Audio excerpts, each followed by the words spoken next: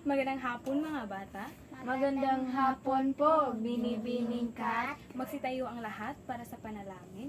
Sa ngalan ng Ama. Bago kayo umupo, pakipulot ng mga basura na sa ilalim ng lamesa at pakiayos ng mga upuan. Pwede bang malaman kung sino ang libang ngayong araw? Wala po. Magaling dahil walang libang ngayong araw. At ngayon, meron akong hinandang alintuntunay na dapat nyo sundin sa loob ng klase ko. Maliwanag ba mga bata? Mga bata? Umupo ng maayos. Pangalawa? Makinig ng mabuti sa guro. Pangatlo? Mataas ang kamay kung nais sumagot. At ang panghuli ay? Panatilihing malinis inyong upuan at paligid. Magaling. Mga bata, ano ulit ating tinalakay kahapon? Yes? Kisi? Pang-abay na paraan. Na pamaraling. Bigyan ng si Kisi. Okay. Ngayon, kung hinandang na talasalitaan. Ako muna ang magbabasa, pagkatapos kayo naman. Maliwanag ba mga bata? Opo. Magaling. Kuro-kuro. Kuro-kuro. Ang kahulugan ng kuro-kuro ay, ito ay nagbibigay ng opinyon. Pagtutol. Pagtutol. Ang kahulugan ng pagtutol ay pagkontra ng isang idea o desisyon. Pangsang-ayon. Pangsang-ayon. Ito ang pagsuporta sa isang idea o nagpapahayag. Hatol. Hatol. Ang kahulugan naman ng hatol ay desisyon o paghatol na ibinigay na matapos ang pagsusuri. Salaysay. Salaysay. Ang kahulugan naman ng pagsalaysay ay paglalahad ng pangyayari. Pananaw. Pananaw. Ang kahulugan ng pananaw ay pangkalahatang perspective ng o pananaw ng isang tao na isang bagay. Basahin natin ulit ang talasalitaan. Pakibasa.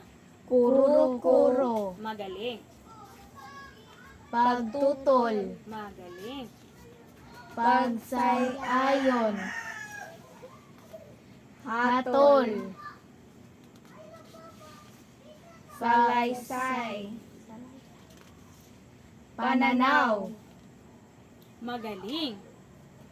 Ating basahin ang ating layunin. Sa loob ng isang oras, Sa loob ng isang oras, sa tulong ng visual aids, sa tulong ng visual aids, ang mga mag-aaral ang mga mag-aaral sa ikalawang baitang sa ikalawang baitang ay inasahan ay inasahan ng ng 75% 75% katumpakan. katumpakan Hey! Nakikilala na ang nakikilala nakikilala ang kaibahan ng ng ideya, damdamin at reaksyon. B. Nakapagpapahayag nakapagpahayag ang sariling sariling ideya, damdamin at reaksyon reaksyon sa sa pamamagitan ng larawan at C. Nakakagawa ng likhang sinig ng pakikita ng sariling damdamin. Ngayon mga bata ay meron akong babasahin na kwento at dapat kayong makinig at unawain niyo ang binasa ko. Dahil mamaya ay meron akong katanungan tungkol sa kwento. Maliwanag ba mga bata? Opo. So, ang pamagat ng kwento ay itong mabuti na lang. Nasa ikalawang baitan na si Christian ngayong pasukan. Nakapag-online enrollment na rin siya. Natuwa si Christian sapagkat makikita niya ulit ang dating mga classmates. Subalit, nabalitaan niya na bawal pa rin ang face-to-face class. Nanay, paano pong gagawin ko? Hindi ko po pala papasukin ang mga bata sa paralan. Tanong ni Christian. Habang nasa kusina sila ng kanyang nanay. Alam mo ba anak na hindi man kayo papasok sa paralan ay may hinandang programa ang gobyerno para patuloy pa rin na makapag-aral ang mga bata tulad mo? Sagot ni Aling Training. Tulad na lang ng pagbibigay ng module na sasagutan ng mga bata, syempre, kaagapay kaming magulang para matulungan kayo. Dagdag pa ito. Kaya pala, isa si Ma'am Arcel ay sumulat ng module. Mabuti na lang, marami ang nagtulong-tulong at gumawa ng paraan para tulungan kaming manghangwikan niya. Sino ang pangunahing tauhan sa kwento? Yes, Kissy? Si Christian po. Magaling si Christian. At anong damdamin ang naramdaman ni Christian?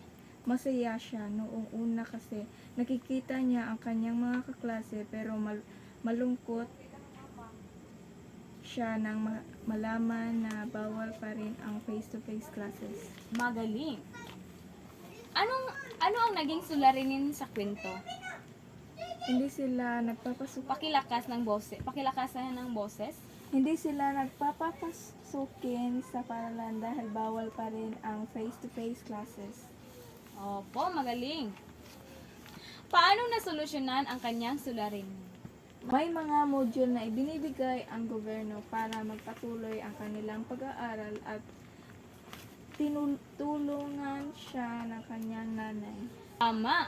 At saan naganap ang kwento? Sa bahay nila. Pakilakasan? Sa bahay nila, lalo na sa kusina. Tama, bigyan ng 3 palakpak si Kissy. 1, 2, 3. Ngayon mga bata, napag-usapan natin ang damdamin at reaksyon ni Christian sa kwento. Alam ba ninyo sa asinagurang edukasyon sa pagkatuto ay natutunan natin ang kahalagahan ng pagiging mapagpasalamat. Napansin niyo ba kung gaano ka-grateful si Christian sa mga guro at magulang na gumawa ng paraan para sa kanila? Opo. Magaling. Sa pagpatuloy ng ating talakayin, basahin muna natin pagpapahayag ng sariling ideya, damdamin at reaksyon. Ideya. Ang ideya ay anumang pananaw o kuro-kuro na nangyayari sa isip, bunga ng pag-unawa o naririnig o nabasa. Katulad ng ating binasa na kwento ay mabuti na lang. Ang halimbawa ng ideya ay ang pagbibigay ng module ay isang paraan upang matuloy ang pag-aaral ng bata kahit face-to-face classes. At ang damdamin naman ay ang naramdaman ng isang tao sa tuwing may naririnig, nabasa o nakikitang pangyayari. Ang damdamin ay maaring masaya, malungkot, galit, takot, at iba pa. Ang halimbawa ay masaya si Christian nang makita niya ulit ang kanyang mga kaklase at ang malungkot naman ay nalungkot siya nang malaman niya na bawal pa rin ang face-to-face classes. At ang panguli ay reaksyon. Ang reaksyon ay pagbibigay ng hatol o pasya sa kawastuhan at kahusayan ng isang napakinggan o nabasa. At ang halimbawa nito ay napakahusay ng programa ng gobyerno dahil natulungan pa rin ang mga bata na magpatuloy sa pag-aaral kahit sa gitna ng pandemya. Naiintindihan niyo ba mga bata? Opo! Magaling. Wala. Ngayon ay magbibigay ako ng aktibidad para malaman natin na meron ba kayong natutunan sa ating leksyon. Maliwanag ba mga bata? Opo! O, basahin muna natin ang panuto, tignan ang larawan sa ibaba, pagkatapos ipahayag ang iyong idea o reaksyon patungkol dito. Lagyan ng check ang patlang kung sang-ayon ka at ikis naman kung hindi. So, sinong gustong sumagot sa unang bilang? Itaas ang kamay. Yes, princess. Pumunta ka dito sa harapan.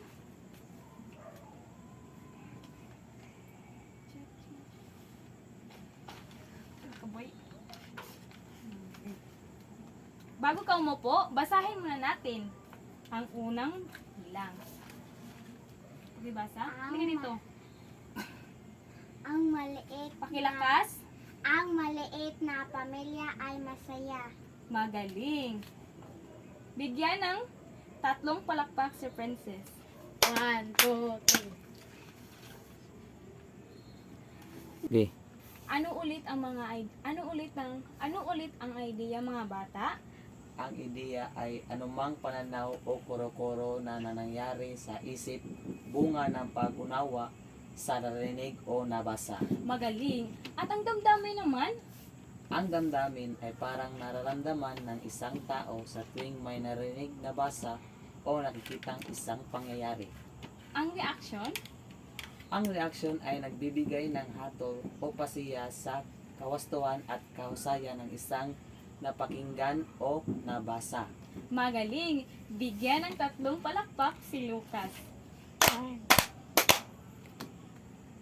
At ngayon naman ay magbibigay ako ng aktibidad o magbibigay ako ng assessment para sukatin kung meron ba kayong natutunan sa ating paksa ngayon. So, pakipasa. Ay, nagpita din. Bibigyan lang ko kayo ng 5 minuto para sumagot. Tapos na ba kayo? Opo! Ipasa sa harap. Kunin ang iyong mga kwaderno at isulat ang iyong takdang aralin.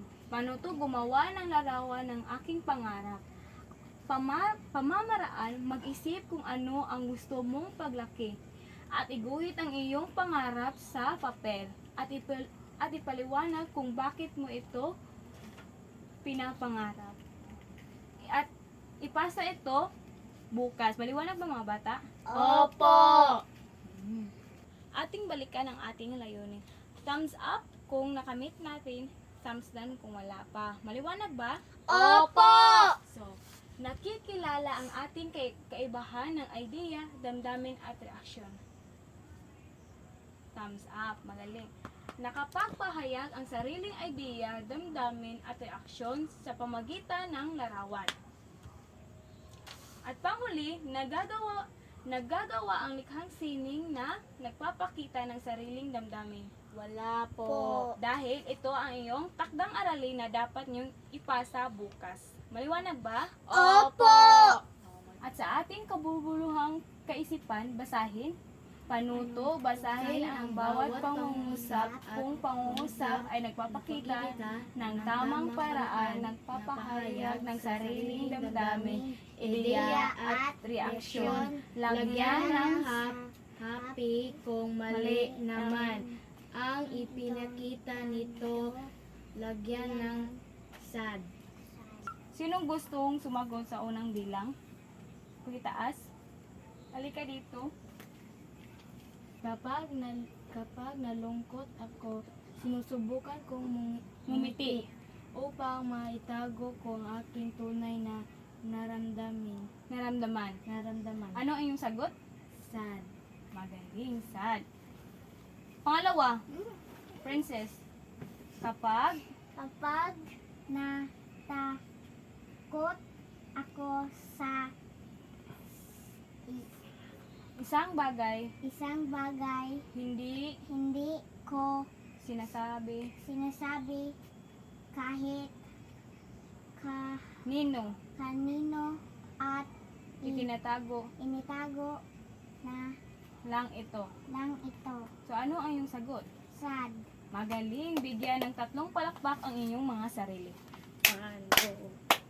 Magsitayo ang lahat para sa panalangin.